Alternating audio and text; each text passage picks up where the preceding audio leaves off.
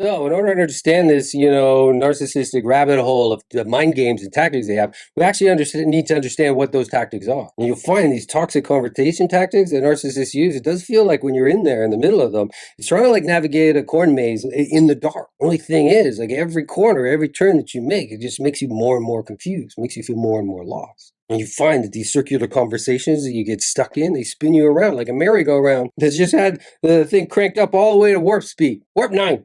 And then the word salad is just kind of tossed up like some crazy Swedish chef. I don't even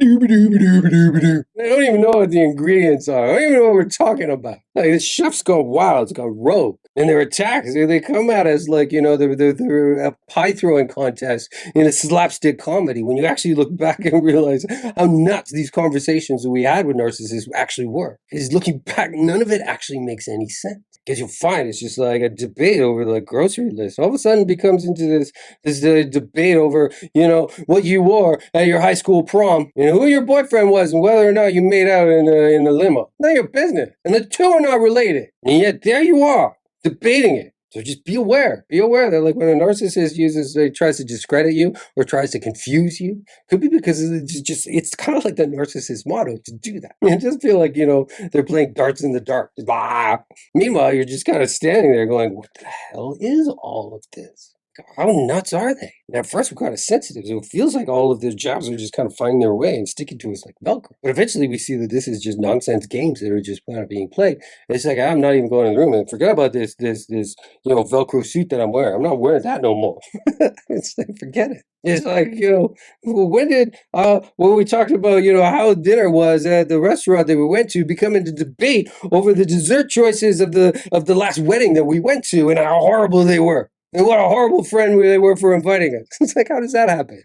It just does. and when you look back, you go, wow, that was a trip down crazy town. That conversation made absolutely no sense. And it didn't. But thankfully, in the ability to look back at just like how these little verbal jousting little antics that are being played are constantly being played out, it's not coming from a very stable mind. So, of course, there's never any resolution. And the whole tactic of all of these stupid little games is to make you the problem in a narcissist, story. How's that possible that you're to blame for everything all the time? And yeah, narcissists are supposed to love looking in the mirror, but they don't because they don't like what they see. So they don't look because as long as they don't look, they're amazing looking. Super smart, intelligent people in their own fantasy mind. That's where you realize that any little disagreement with a narcissist just triggers this avalanche of blame. It's like this false world that they've created. It's just kind of like snow on a mountain peak. It just needs one little rumble, one little bird landing on a tree stem to knock the whole thing down. That's how fragile their entire facade is, their entire existence is. And when that avalanche hits, it's just like it buries everyone underneath. Like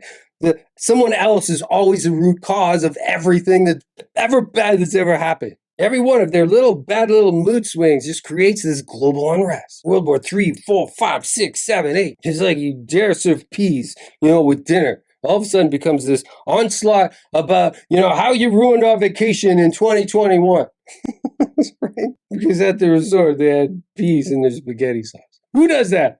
Peas and spaghetti sauce. It's like, it's nuts. But it's their nuts. It's not ours. Because what you're going to find is in these twisted little conversations with narcissists, it's just like it is a theatrical production. These conversations are not exchanges of ideas, but more of a performance. Where narcissists, all they really care about is being in center stage.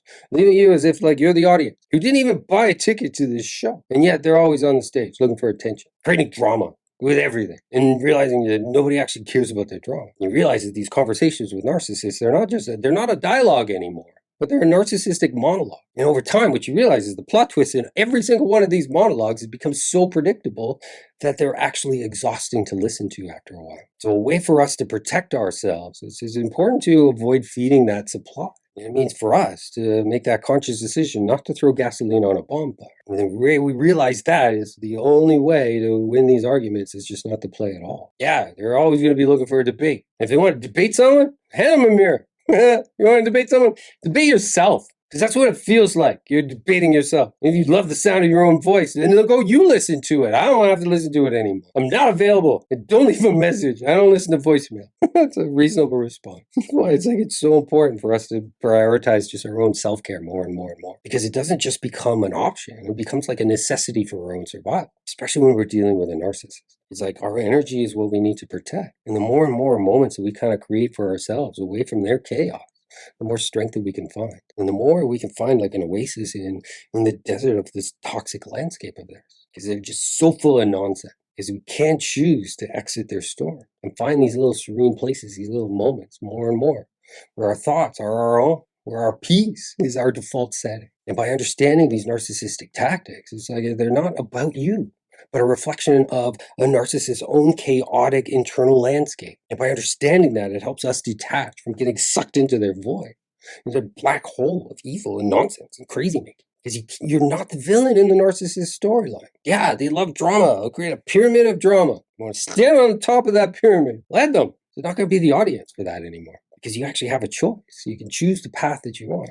And you can use the one that's draining you and hurting you, or you can choose one that leads more towards growth and healing and well-being. And for a while, it's like, yeah, we kind of got used to making the wrong decisions, but more and more, we're going to make less wrong decisions and more right decisions. And when you get stuck in these toxic little voids of conversation, it's important just to start turning down the volume, even hitting mute on occasion. Because the narcissist's chaos is like a machine. You realize that the narcissist isn't able to fulfill your needs. They aren't able to make you happy for any length of time unless there's strings attached. But the one that can consistently make you happy is anyone but them. And most true is you can find your own happiness. Because navigating through this, we start to recognize that life is just way too short to spend in these endless debates about nothing. With a narcissist who only sees your value as a reflection of their ego. If you're propping me up, then you have value.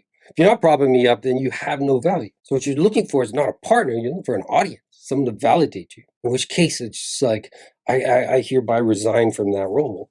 Here's my resignation letter. And in time, what we realize is we decide who the characters are in our life. Who we're going to welcome in and who we're going to say no to. Who do we bring close and who do we leave in the background, like far in the background? And what we're finding through conversations with other people is just like these conversations should be bridges of understanding, not battlegrounds for manipulation, especially ones to feed insatiable narcissist ego, which can never be full. They're never full. We just realize it's just not worth it. We realize that we had the power to close the book the entire time. When we find ourselves in these narcissistic, conversation loops from hell, realize how unhealthy they are. And their crazy making suddenly infested us. But it's not our crazy. It was always theirs. And to reclaim our sanity, it's just like we need to just kind of remove all the crazy that wasn't ours. And once that happens, it's just like we're back to where we were before we even encountered them. Because in the face of just destructive communication strategies like this, it's just like there's nothing there that will ever get resolved in any meaningful way. So we learn to protect ourselves and take our own lives back. If you're new to my feed, let me introduce myself. My name is Miles, and I'm a hypnotherapist. And what I do is I help people that have gone through the narcissism recovery and help them recover and get their lives back. So if you want to know information about that, just type in Narcovery Recovery in the comments, and I'll post a link to my program. You can find more information there, and maybe we can even work one-on-one with each other. And I ask that you just, like, share, follow, do all the things the algorithm wants us to do.